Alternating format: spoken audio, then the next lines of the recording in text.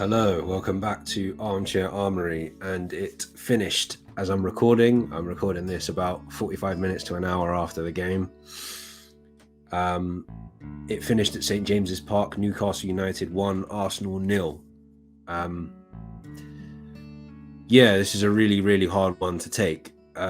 Overall, I don't think we necessarily played badly. I don't think we were shit per se. But I don't think we did enough to win the game. I think we were definitely missing Odegaard, who didn't start due to fitness reasons. So it was a midfield three of Jorginho, Havertz and Declan Rice today. I thought Declan Rice played really well, actually. Defensively, for the most part, apart from the goal,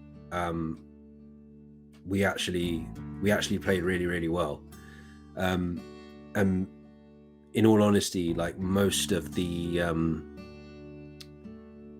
the game was just both defenses cancelling each other out. But it's a really hard one to take.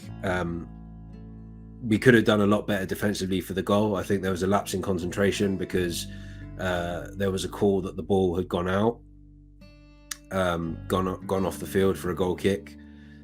We kind of just lost our head a little bit. The ball went past Raya, fell to Anthony Gordon, and he makes it an easy finish. I think there's a lot to be questioned regarding the officiating in this game. I mean, Newcastle fans will probably feel like the referee was overly harsh towards them, but I actually think the refereeing was actually overly harsh to us. And I try not to be one of these people that goes on about refereeing decisions and say refereeing decisions cost us and all this kind of stuff. But today, I think to some extent it cost us a point. I think, to be honest, I don't think we deserve to win the game, because I think and it's something that I was going to address if the game had finished 0-0 or something like that. I would have addressed the fact that I feel like the cutting edge that we had last season has completely gone. I say that after we beat Sheffield United 5-0, and I might be, not self-aware enough to realise that, just because we've lost 2 games in a row. I didn't see the West Ham game in the Carabao Cup, but I heard it was a very, very poor performance. And this was kind of the opposite. It was a disappointing performance. I wouldn't say we were bad. I would just say that we were not quite there attacking wise. And one kind of lapse in concentration because of bad officiating. We conceded a goal, and I pretty much knew as soon as Newcastle scored that goal, they're very good. They're very well set up defensively, and I knew they'd probably go on and win the game, if not score a second and kill the game off. It just didn't seem to work for us. But yeah, going back to the officiating, I don't like to be one of these people that sits here and makes excuses for how bad we were or whatever, but I don't think we were that bad. I think there were, for Newcastle's goal, there was definitely, I was screaming at the television saying the ball's gone out. What are they debating over? The ball's gone out of play. It's clearly gone out of play. And they said, we can't get any conclusive evidence. They move on to a possible foul. To me, it looks like Joe Linton pushes Gabriel, but to be fair, that's like 6s and 7s. One time that might be given, another time it might not be. The offside I'm not having. I don't think that was offside. I think for me, the thing that pissed me off the most was the fact that the ball went out of play, and the goal was still given. So this inflicts our first defeat of the Premier League season, and our third defeat of the season. I did think going into this season that Arsenal fans who think that because we had a really, really amazing season last season and finished second, that we're entitled to finish second or push City all the way again. As I've said many, many times before, I'm a realist when it comes to football, and I know that each season is different from the other. And I think a lot of people, particularly the Arteta outers that you see online and on YouTube and stuff like that, I think they know that as well, but they're just waiting for something to go wrong. They pretend I'm happy with the progress, but as soon as something like this happens, they'll be going mad calling for the manager's head. I don't think it's quite that bad yet. But I will sit here and say that I didn't think at the start of the season that we were a shoe-in for taking City all the way again. And our form has been very indifferent. You know, when we've played well, we've played really well. And that's across all competitions. But when we played, you know, either apathetically or badly, it's definitely shown. So I wouldn't go as far as to say that the season is over, but I'd say this season is going to be very, very different from last season. And I think Arsenal fans need to temper their expectations and stop looking for an excuse to throw their toys out of the pram. I think it's about time all football fans realise that teams are inconsistent, particularly, you know, teams like Manchester United and Arsenal who have had their glory days, and now they're in a sort of, like, in Man United's case, a sort of decline, and in Arsenal's case, a kind of rise, a slight rise after a decline. So, you know, I'm not one of these people that thinks because we came second last season and we pushed City to the wire, almost to the last couple of games of the season. I'm not one of these Arsenal fans that think we're entitled to be there again. You know, there are reasons why that might not be the case, because the team has changed slightly.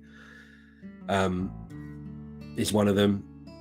I think Arteta wants to play differently, which is probably another reason why things aren't as free-flowing as last season. If you think back to last season was very much the same, pretty much the same 11 playing every single game apart from towards the end of the season. And in this case, it's new players coming in, new players gelling. We've had injuries so far throughout the season. So yeah, there's reasons as to why we're not as consistent as we were last season. But for those Arsenal fans, because I know the reason why I'm saying this is because I know that there's going to be fans out there on Twitter going mad, not necessarily saying Arteta out, because they know not to say that at this stage, but it's more the fact that they're going to be behaving like we've just lost a game that won us the league or something like that. They're going to be taking things out of proportion. The one thing I would say is just calm down. Like, we weren't bad. Yes, we didn't play well enough in the attacking sense, but we weren't bad. I think we were just very, very, very unlucky for the most part. So yeah, it's not good though, you know, when you've got Spurs who are still unbeaten so far. They've got Chelsea on Monday. So, you know, that would be a nightmare if Spurs won the league before us. Oh god, that would be an absolute nightmare. But yeah, overall, I'm not going to sit here and cry about it. You've just got to take it on the chin and move on. We've got Sevilla on Wednesday, and then it's down to Burnley the following weekend before the last international break of the year. So we've just got to get a positive result against Sevilla and try and get a resounding result against Burnley. I think because City won today 6-1 against Bournemouth at the Etihad, I think that's probably a reason why I'm feeling the way I'm feeling at the moment. And yeah, it's just disappointing. It's just really disappointing. And it's a big thing for me because there's people I know that kind of, you know, will rub it in and stuff like that and make it more of a big deal than it has to be. So it would have been nice to get some sort of reprieve from this. I wouldn't be surprised going back to the officiating if we get another apology from the PGMOL over the weekend or on Monday. Ridiculous. But anyway, as I say, we take it on the chin. We've just got to try and go again. But as I keep saying, we are not entitled to do what we did last season. Each season is different from the last. And I think the sooner our fans realise that, the better. Anyway, I'm going to leave it there. The other thing, actually, before I leave it there, the other thing I can imagine Newcastle fans will be saying is that Havertz should have been sent off. From the replay, it didn't look like it was so harsh that he deserved a red card. I think he was rash at times, But there's arguments to say Bruno Guimaraes should have been sent off, and there's arguments to say that, you know, Livramento should have been sent off. So swings and roundabouts at the end of the day, every cloud. You know, that's kind of how football opinion works. Like when something happens to your team, you're like, no, that didn't happen. And when it does, and when it happened, and vice versa. So, you know, it's just one of those things. It was a very, very cagey, as I said, cancelling out defensive game.